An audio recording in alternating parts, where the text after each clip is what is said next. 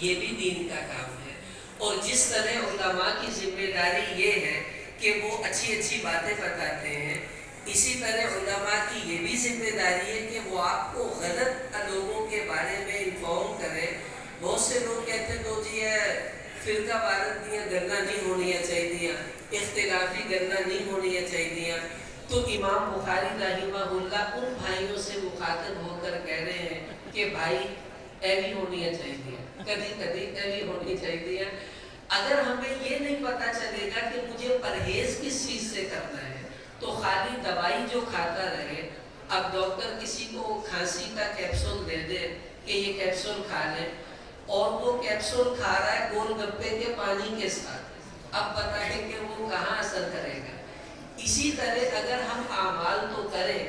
اور باطل فرقوں کے نظریات سے نہ بچ پائے، ہمارے اعمال بھی ضائع ہو جائیں گے۔ تو امام بخاری رحمہ اللہ ہمیں اسی بات کی طرف متوجہ کرنا چاہتے ہیں۔ اب دیکھیے اہل سنت والجماعت کا بنیادی باتیں دو ہی ہیں۔ آپ صلی اللہ تعالیٰ علیہ وسلم نے ارشاد فرمایا، موطا مالک میں یہ روایت ہے، حضور علیہ السلام نے فرمایا ترکت فیکم امرین، میں دو چیزیں تمہارے درمیان چھوڑ کر جا رہا ہوں، لن تضلوا ما تمسکتم بہما، جب تک تم ان دو چیزوں کو مضبوطی سے تھام رکھو گے تم کبھی گمراہ نہیں ہو سکتے، کیونکہ فتنوں کا زمانہ ہے، گمراہی سے بچنا ہے۔ اب وہ دو چیزیں کیا ہیں؟ آپ صلی اللہ علیہ وسلم نے فرمایا کتاب اللہ و سنت رسولہ، ایک تو اللہ کی کتاب قرآن ہے اور دوسرا تمہارے نبی کی سنت اور تمہارے نبی کی حدیث ہے۔ تو امام بخاری رحمہ اللہ بالکل آخری باب کو شروع کر رہے ہیں، باب قول اللہ وَنَضَعُ الْمَوَازِينَ الْقِسْطَ لِيَوْمِ الْقِيَامَةِ، قرآن پاک کی آیت کو پہلے لے کر آئے، حضور کی حدیث کو بعد میں لے کر آئے،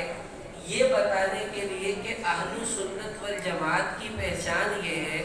کہ سب سے پہلے ہم اپنی دلیل قرآن کو بناتے ہیں، اس کے بعد ہم اپنی دلیل حدیث کو بناتے ہیں۔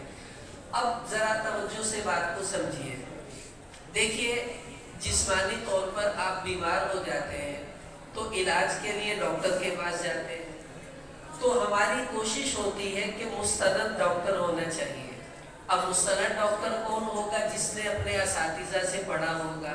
اس کے پاس سند ہوگی، وہ تو اچھا لگتا ہے، سب اس سے علاج کرواتے ہیں۔ اور ایک بندہ کہے بھئی میں بڑا چنگا آپریشن کر لینا، پڑھیا پڑھیا میں کوئی نہیں، لیکن تسی گھبرانا نہیں، میں بہت سونا آپریشن کرا گا، تو آپ رسک لیں گے اس سے آپریشن کروانے کا؟ آپ کہیں گے بھائی تو جتنا مرضی سونا کرنا لیکن میں نہیں تو کو کروانا۔ وہ ایک مریض تھا آپریشن کے وقت گھبرا رہا تھا، تو ڈاکٹر نے کہا کیوں گھبرا رہے ہو؟ کہنے لگا جی میرا پہلی دفعہ آپریشن کروا رہا ہوں اس لیے مجھے ڈر لگ رہا ہے۔ کہتا یار گھبرانے کی کیا بات ہے، میں بھی پہلی دفعہ کر رہا ہوں، میں تو نہیں ڈر رہا، آپ کو ڈرنے کی کیسے ضرورت؟ تو ایسا بندہ جو مستند ڈاکٹر نہیں ہوتا ہم اس سے آپریشن نہیں کرواتے، بلکہ اس سے تو ہم انجیکشن بھی نہیں لگواتے کہ پتہ نہیں کہیں غلطی نہ لگا دیں۔ اب توجہ سے سمجھیے، امام بخاری رحمہ اللہ قرآن پاک کی آیت لے کر آئے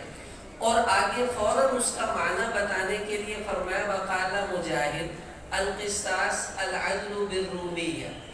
یہ معنی خود امام بخاری بھی تو بتا سکتے تھے، نہیں بتایا، بلکہ امام مجاہد رحمۃ اللہ علیہ جو عبداللہ بن عباس رضی اللہ تعالیٰ عنہ کے شاگرد ہیں، ان سے پوچھ کر ان کی بات نقل کی ہے کہ وہ کہتے ہیں اس آیت میں اس لفظ کا یہ معنی ہے۔ کیوں؟ امام بخاری رحمۃ اللہ علیہ یہ بتانا چاہتے ہیں کہ اپنی مرضی کی بات، اپنی عقل کی بات اتنی معتبر اور اچھی نہیں ہے جتنی بات بڑوں سے منتقل ہونے والی معتبر ہوتی ہے۔ اب دیکھیے ابھی ہمارے بزرگ مولانا عزیز الرحمن صاحب دامت برکاتہ فرما رہے تھے کہ ہمارے پاس قرآن کی سند ہے، ہمارے پاس حدیث کی سند ہے، اس لیے کہ سند سہارے کو کہتے ہیں۔ اب یہ پیچھے میں نے ٹیک لگائی کہ یہ سند ہے، اگر وہ ہٹ جائے تو میں نیچے گر جاؤں گا۔ اسی طرح اگر سند نہ ہو تو پھر آپ کی بات کا کوئی اعتبار نہیں ہے۔ یاد رکھ لیجئے سند کے بغیر جو بندہ آپ کو دین کی بات کرتا ہے وہ اپنی مرضی سے کرے گا، کیونکہ اس کے پاس اوپر سے کوئی بات منتقل ہو کر نہیں آئی ہے۔ اب دیکھیے یہ جو آیت نضع الموازین القسط امام بخاری رحمۃ اللہ علیہ نے یہاں نقل کی ہے، میں نے یہ آیت اپنے استاذ حضرت قاری عطاء اللہ صاحب دامت برکاتہم سے پڑھی، یہیں اسی مدرسے کے اندر، اور یہیں پر ہماری درسگاہ بھی ہوا کرتی تھی اس زمانے میں۔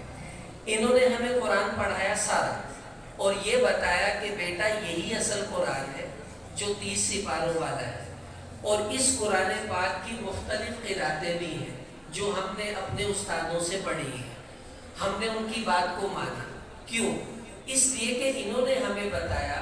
کہ یہی قرآن، یہ سب باتیں مجھے میرے استاد قاری عبداللہ رحیمی رحمہ اللہ نے بتلائی تھی،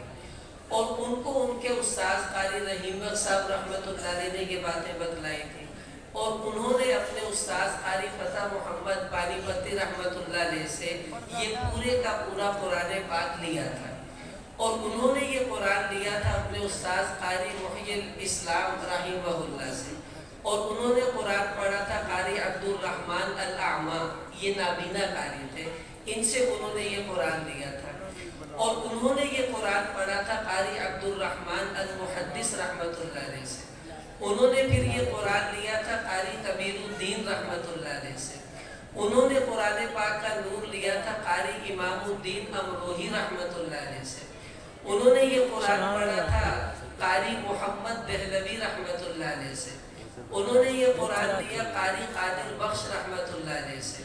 انہوں نے قرآن پڑھا تھا قاری محمدی رحمۃ اللہ علیہ سے، پھر انہوں نے یہ قرآن پڑھا تھا قاری عبد المجید الدہلوی رحمۃ اللہ علیہ سے، انہوں نے قرآن پاک پڑھا تھا قاری غلام مصطفیٰ طیار کیسری رحمۃ اللہ علیہ سے، انہوں نے پھر یہ قرآن پاک پڑھا تھا قاری عبد الغفور الدہلوی رحمۃ اللہ علیہ سے، انہوں نے قرآن پڑھا تھا قاری عبد الخالق منوفہ رحمۃ اللہ علیہ سے، انہوں نے یہ قرآن کا نور لیا تھا قاری شمس الدین الاعمى، یہ بھی نابینا تھے۔ دیکھو اللہ نے کیسے ہم تک قرآن پہنچایا۔ پھر انہوں نے قرآن پڑھا تھا قاری عبد الرحمن رحمۃ اللہ علیہ سے، انہوں نے قرآن پڑھا قاری شہاب الدین سنباتی رحمۃ اللہ علیہ سے، انہوں نے قرآن پاک پڑھا تھا شیخ شہازہ یمنی رحمۃ اللہ علیہ سے، انہوں نے قرآن پڑھا تھا ابو نصر طبلاوی رحمۃ اللہ علیہ سے، انہوں نے قرآن پڑھا قاضی زکریا انصاری رحمۃ اللہ علیہ سے، انہوں نے قرآن پڑھا رضوان الدین ابو نعیم رحمۃ اللہ علیہ سے، انہوں نے قرآن پڑھا تھا برہان الدین القیلی رحمۃ اللہ علیہ سے، انہوں نے قرآن پڑھا ابو الخیر محمد بنجزری رحمۃ اللہ علیہ سے، انہوں نے قرآن پڑھا تھا ابو العباس احمد حنفی دمشقی رحمۃ اللہ علیہ سے،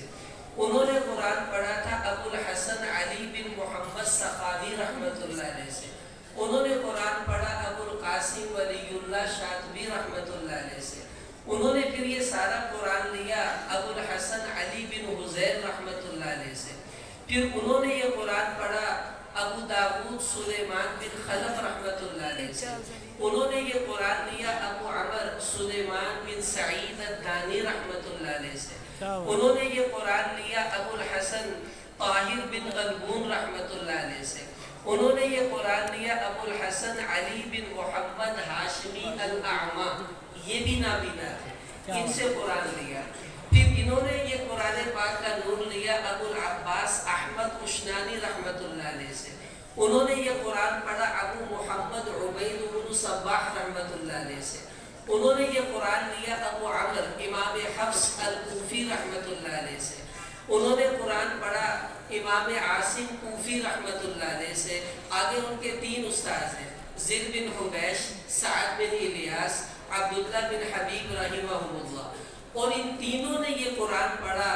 حضرت عثمان غنی رضی اللہ عنہ سے، حضرت علی مرتضی رضی اللہ عنہ سے، ابی بن کعب رضی اللہ تعالی عنہ سے، عبداللہ بن مسعود رضی اللہ تعالی عنہ سے، اور زید بن ثابت رضی اللہ تعالی عنہ سے، اور ان سب نے یہ قرآن کا نور لیا محمد الرسول اللہ صلی اللہ علیہ وسلم سے، اور حضور کو یہ قرآن دیا جبریل نے، اور جبریل لے کر آئے تھے اللہ سے۔ اب ہمیں یہ بات ہمارے ہمارے استاذ نے نہیں بتائی، صحابہ نے آگے ہم جن کو بتائی بھائی یہی اصلی قرآن